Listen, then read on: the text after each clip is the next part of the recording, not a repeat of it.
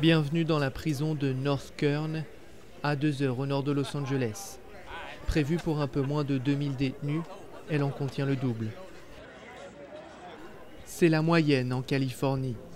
Dans ces centres de détention, la surpopulation est devenue un véritable problème, à tel point que le gouvernement fédéral est intervenu pour exiger la libération de 40 000 prisonniers dans l'ensemble de l'État.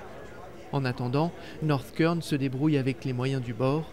Ce gymnase a été reconverti en dortoir, de quoi faire dormir 140 détenus supplémentaires. Pour les anciens comme Benito, condamné à perpétuité pour homicide involontaire, il est temps de laisser sortir ceux qui ont fait leurs preuves. J'ai pris perpétuité avec une peine incompressible de 17 ans. Et ça fait déjà 26 ans que je suis incarcéré. J'espère que le gouvernement va voir qu'il y a plein de gens qui ont purgé leur peine, qui sont admissibles pour la sortie et qui ont prouvé qu'ils peuvent être réinsérés dans la société. Dans ce bâtiment, des lits ont été installés dans le hall pour accueillir les nouveaux qui ne cessent d'arriver. À l'étage, Léon est ici depuis 11 ans. C'est vers lui que se tournent souvent les gardiens pour régler les différends entre détenus. Mais la tâche est de plus en plus dure. Chaque race forme sa propre communauté. Et entre nous, on essaie de maintenir un minimum de communication.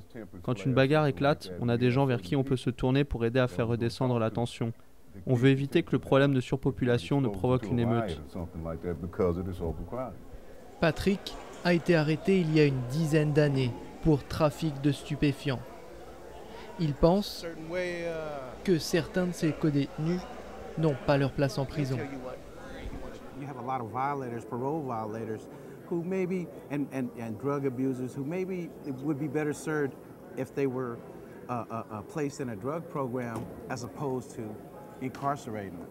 En pleine crise budgétaire, les prisons californiennes n'ont plus les moyens d'héberger les 170 000 détenus qu'elles contiennent.